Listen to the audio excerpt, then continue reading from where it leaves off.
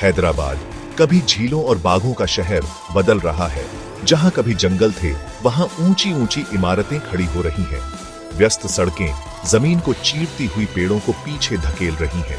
हवा जो कभी चिड़ियों के गीतों से गूंजती थी, अब ट्रैफिक के शोर से भरी है। शहर ज्यादा गर्म लगता है, हवा भारी लगती है। ये कहानी है कि कैसे हैदराबाद का जंगल गायब होता जा रहा है। याद है आपके दादा दादी की कहानियां? शहर के बाहरी इलाके में घूमते बाघों के किस्से, बरगद के पेड़ों की छाया में चरते हिरणों के किस्से। ये कहानियां अब परियों की कहानियों जैसी लग सकती हैं। वो हैदराबाद जिसका वो वर्णन करते हैं, एक ऐसा शहर जहां प्रकृति लोगों के साथ फलती फूलती थी, तेजी से लुप्त हो रहा है। लेकिन ऐसा होना जरूरी नहीं है। हम जो खो रहे हैं उसे समझकर और जो बचा है उसकी रक्षा के लिए लड़कर हम एक ऐसा भविष्य बना सकते हैं जहां शहर और जंगल दोनों फल फूल सके। अभी कदम उठाने का समय है, इससे पहले कि आखिरी पेड़ भी खामोश हो जाए। हैदराबाद हमेशा से एक पक्का जंगल नहीं था।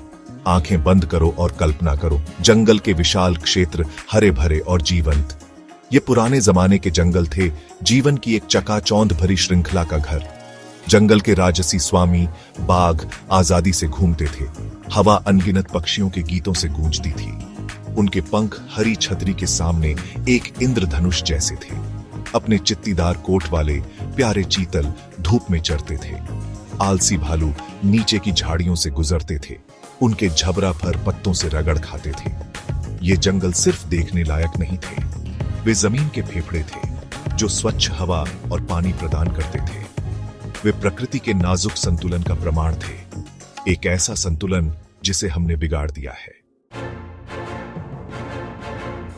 आज हैदराबाद फट रहा है। बेहतर जिंदगी की तलाश में लोग शहर में आते हैं। इस बढ़ती आबादी को समायोजित करने के लिए नए घरों, कार्यालयों और कारखानों की जरूरत है। लेकिन इस प्रगति की एक कीमत है। कंक्रीट के ढांचों के लिए रास्ता बनाने के लिए जंगल साफ किए जा रहे हैं, पेड़ काटे जा रहे हैं, जमीन को नंगा कर दिया गया है, जिससे मिट्टी कटाव की चपेट में आ गई है। ऐसा ही एक प्रोजेक्ट है फार्मा सिटी। हैदराबाद के बाहरी इलाके में एक बड़ा औद्योगिक क्षेत्र। आर्थिक विकास का वादा करते हुए यह कीमती जंगल के विशाल इलाकों को मिटाने की धमकी देता है।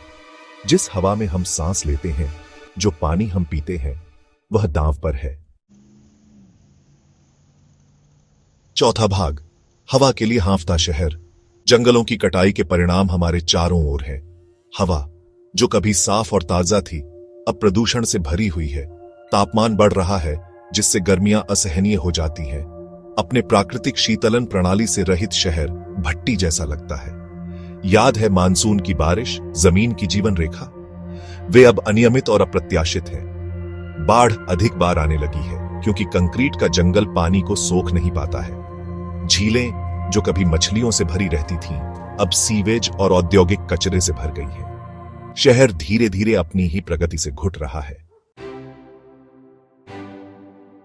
पांचवा भाग, उम्मीद की हरी कोंपले। सब कुछ खत्म नहीं हुआ है।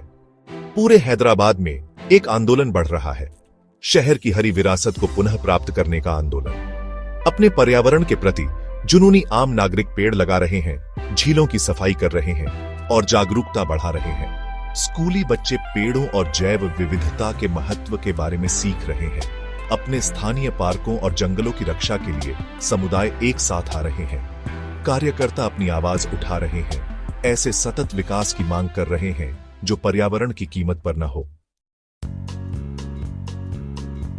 छठा भाग, सबके लिए एक शहर। हैदराबाद का भविष्य अधर में लटका हुआ है। क्या यह विनाश के रास्ते पर चलता रहेगा या यह एक हरियाली वाला अधिक टिकाऊ रास्ता चुनेगा? इसका जवाब हमारे हाथ में है। हम अपनी खपत के प्रति सचेत रहना, अपने कार्बन पद चिह्न को कम करना, पेड़ लगाना और हरे भरे स्थानों का पोषण करना चुन सकते हैं। हम अपने नेताओं से जवाबदेही की मांग कर सकते हैं, उनसे पर्यावरण संरक्षण को प्राथमिकता देने का आग्रह कर सकते हैं। आइए हम एक ऐसा हैदराबाद बनाएं जहां विकास और प्रकृति साथ साथ रह सकें, जहां हवा साफ हो, पानी शुद्ध हो और जंगल जीवन की आवाजों से गूंजते हो। आइए हम सबके लिए एक शहर बनाएं, एक ऐसा शहर जहां जंगल फिर से फल फूल सके।